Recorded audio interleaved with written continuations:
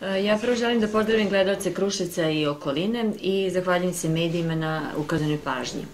Tema današnje konferencije Pokreta Dveri je da pozovemo sve koji su nezadovoljni sadašnjim vlašću, bez obzira na partijsku pripadnost, da svi dođu, posebno opozicione patriotske političke snage i udruženja, da nam se pridruže u subotu 21. marta u 13 časova ispred zgrade Vlade Srbije.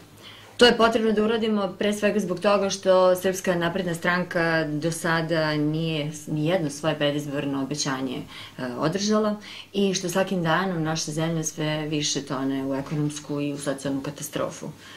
A ako tome još pridodamo činjenicu da je Tony Blair, osvedočeni ratni zločinac, postaje sada savjetnik u vladi Republike Srbije, onda je to već sam po sebi dovoljan razlog da se pokrenemo i započnemo protest.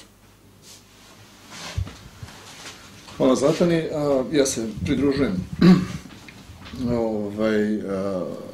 pozdravu. Ja ću samo pročitati i reći 10 razloga zašto bi svi trebali da budemo tamo 21. marta u 13 sati ili u 1 sat, narodski rečeno.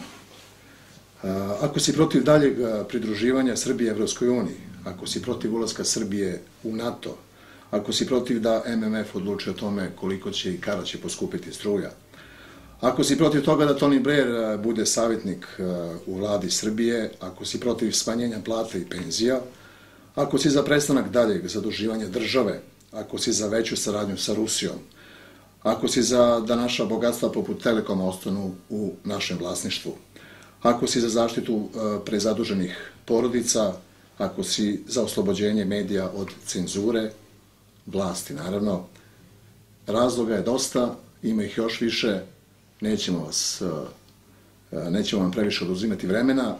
Dođite 21. marta u 13 sati ispred Vlade Srbije.